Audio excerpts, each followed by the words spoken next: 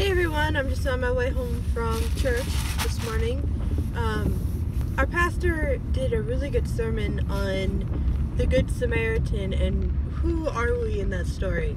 Are we the Pharisee? Are we, the other guy that walked by? Are we the Samaritan, or are we the man in the ditch?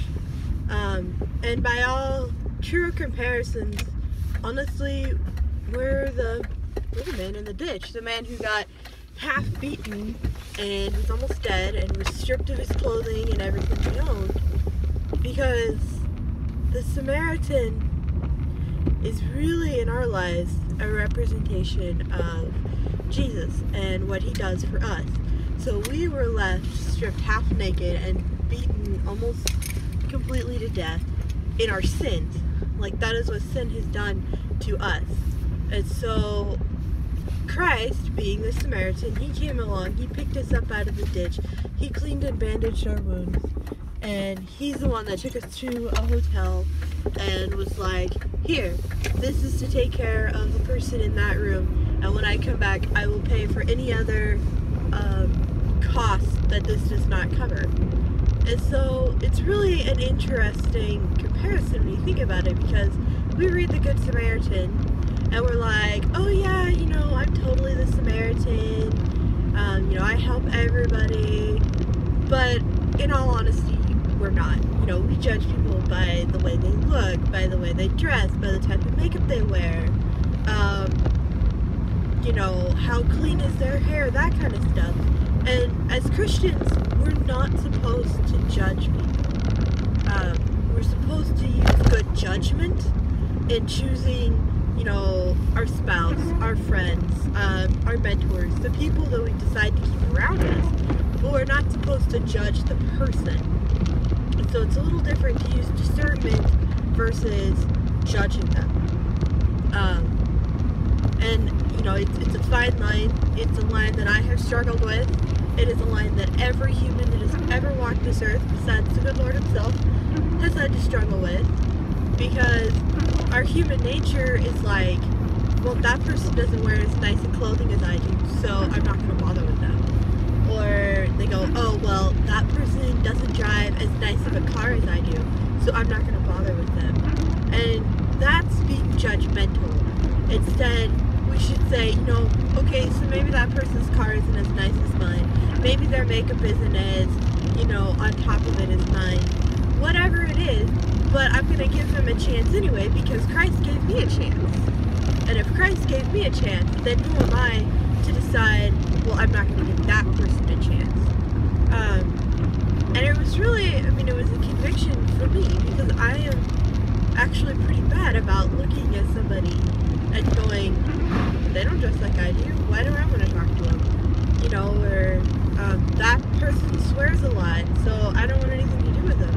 And it's like, even though I don't want to be exposed to a constant high amount of swearing, doesn't mean that they're a bad person, because I've known Christians that swear. And I'm not saying that it's okay to swear, but a lot of times these Christians are in a really dark place where they just don't know what's going on, they don't know which way they're going, they're a little lost in their faith. And every Christian has gotten lost moments of faith. Even I've done that. And maybe that person isn't a Christian, but maybe they're really seeking and they just don't know how. And so God has probably put you in that place at that time to witness to them, to, show them the straight and narrow, and we're not supposed to go at them and be like, hey, you're not supposed to swear and you're taking the Lord's name in vain and you're going to go to hell and blah, blah, blah, blah. Because the Bible also says to speak the truth in love. And so, in showing them, hey, you're not supposed to swear, you're supposed to do it lovingly. And a lot of times, that means leading by example. And what I mean by that is, okay, so you're around this person, like, say you're at a rodeo, and there's another, a cowboy or a cowgirl there, and maybe they ride bulls, or maybe they ride broncs, or maybe they're, a calf roper, it doesn't matter. and you're a barrel racer, so what? Doesn't mean he's any less, or she is any less than you just because they don't do your sport. But, maybe God has put you there to show by example, okay, so maybe your barrel run wasn't great.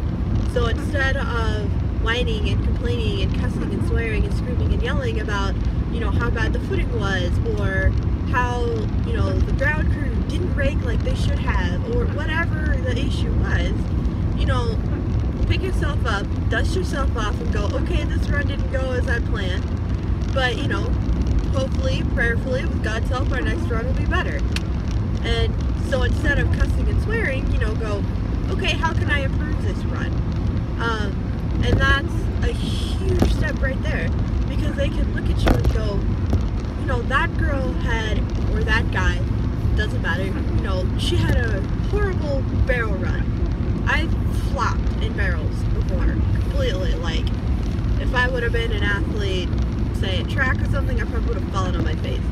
Flopped. And a lot of times this was a new horse, or a new environment, or I haven't been riding my horse as much as I should, whatever the excuse is. But instead of going, oh, blank, blank, blank, blank, the ground was so blank, blank, blah, blah, blah, I'm like, okay, this run didn't go the way I wanted to. That just means I need to work harder to achieve the run that I want the next time. To achieve the time that I want, to achieve, whatever. And so it shows me where to work. So I'm not going to swear about it, because it's, it's a learning experience.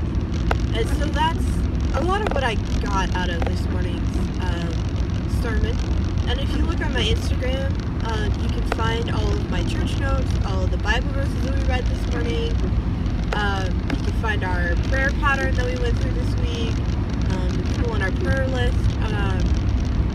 The ones that I underlined are people that I know really, really well. A couple of them are family members. One of them's just a really, really good friend. And that particular friend's family, of course, is going through a hard time as well. But I just kind of wanted to, check in with all of my fans, see how all of you are doing, and just, tell you kind of how our church morning went. And I did not really intend for this to turn into a preaching opportunity, but apparently God did, and I was the one with the mouth. So if I got too preachy on you, I'm sorry. But, the Lord has plans, and oftentimes we don't know what they are until we're doing them.